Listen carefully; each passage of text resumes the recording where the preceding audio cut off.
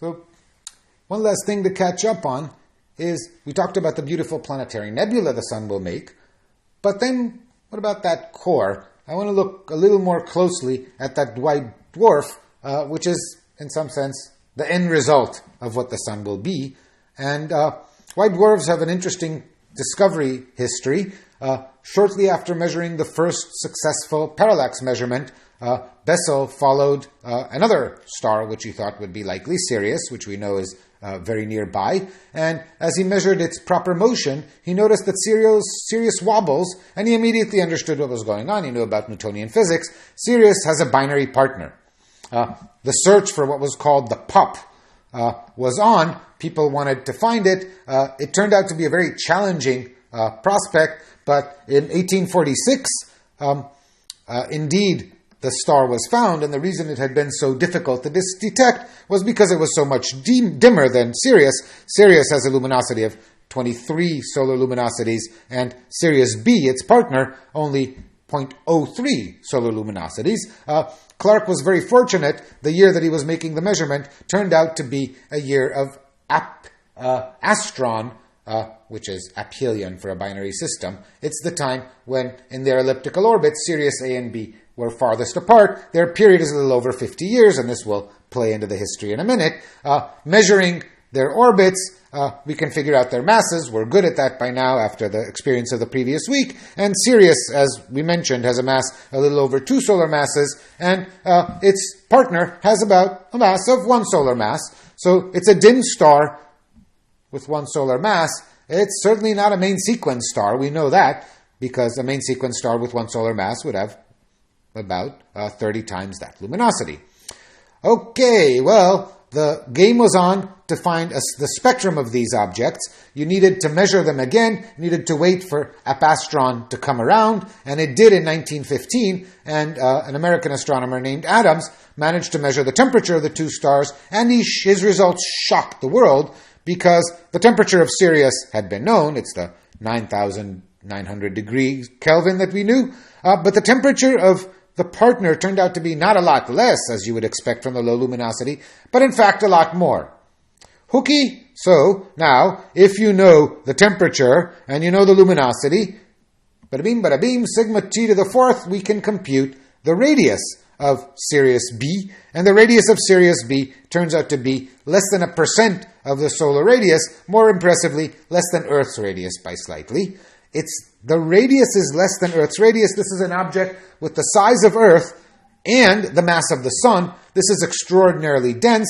The surface gravity on Sirius B, you just compute, plug the mass you know, divided by the radius squared, scale to Earth, and you find that the surface gravity on Sirius B is only 450,000 times the surface gravity on Earth. You do not really want to go there.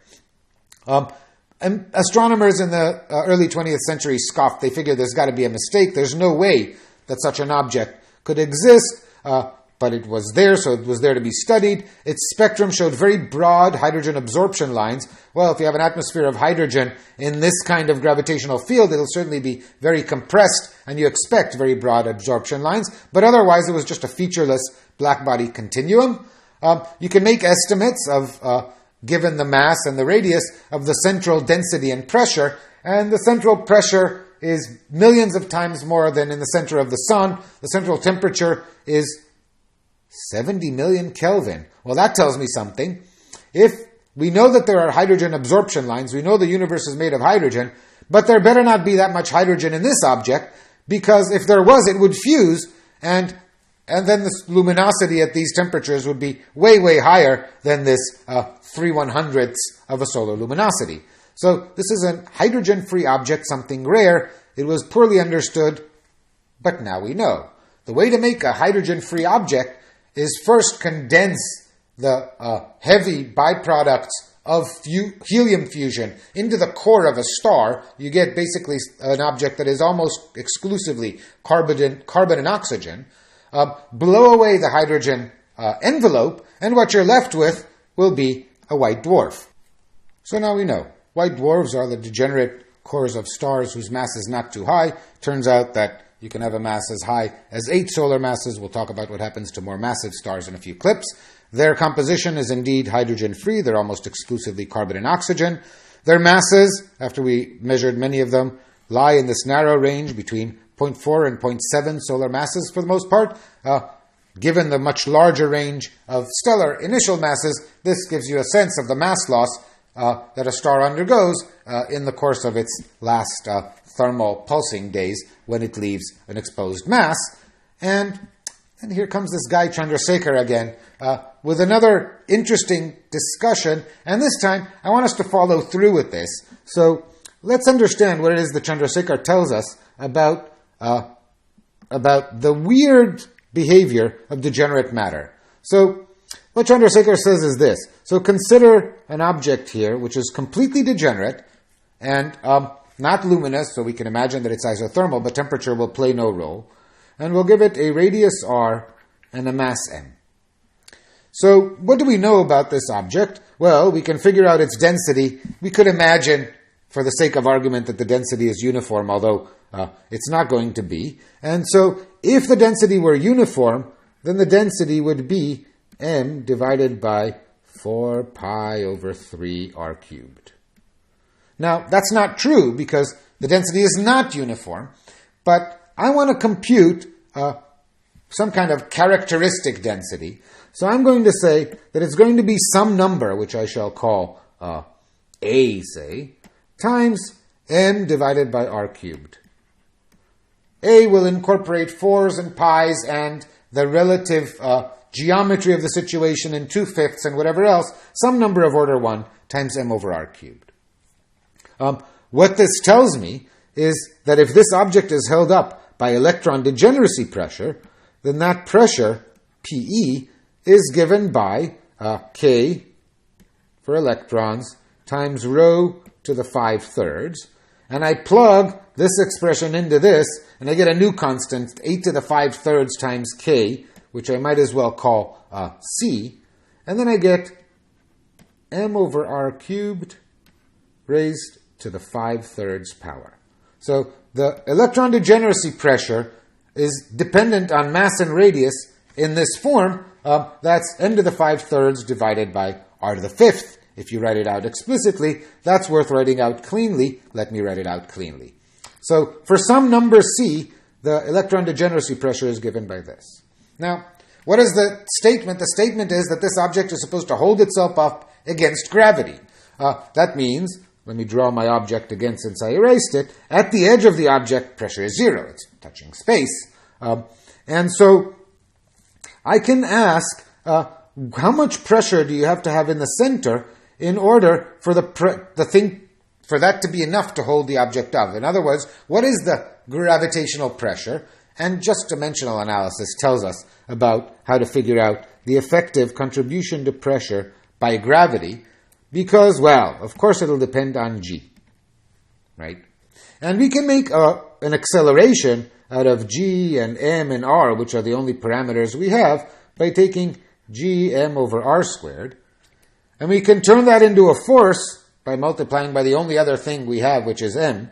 So gm squared over r squared is a characteristic force of gravity. We want a pressure, so that needs to be divided by area. So I multiply by the only relevant thing that can be an area. And this is completely wrong. This is not the pressure due to gravity. But if I put some number here, which I'll call c prime, then it is. And exactly what depends where exactly you're measuring the gravitational pressure due to gravity and what exactly the distribution of mass is in, so on. But some version, c prime times g m squared over r to the 4th is always a good estimate for the gravitational pressure, or if you want, the difference in pressure from here to here, which is the amount basically by which the pressure in the center has to be higher than the pressure at the edge in order to hold the thing up. So let's take note of this gravitational pressure calculation that we did. I just copied it and wrote it out cleanly. And now Chandrasekhar notes, set one equal to the other for the case of an object that's held up by degenerate matter. And what do? We set this equal to that, and I find that c prime times g times m squared over r to the 4th is equal to c times n to the 5/3 divided by r cubed to the 5/3 is just r to the 5th. Okay, so I get some cancellations. I have all kinds of constants I don't know what to do with. But these r's go away, and 4 of those r's go away.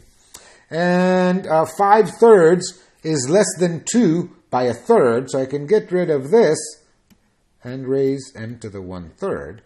So multiplying by r here, I find that m to the 1/3 times r, and then dividing by these constants, is some number, c over c prime g.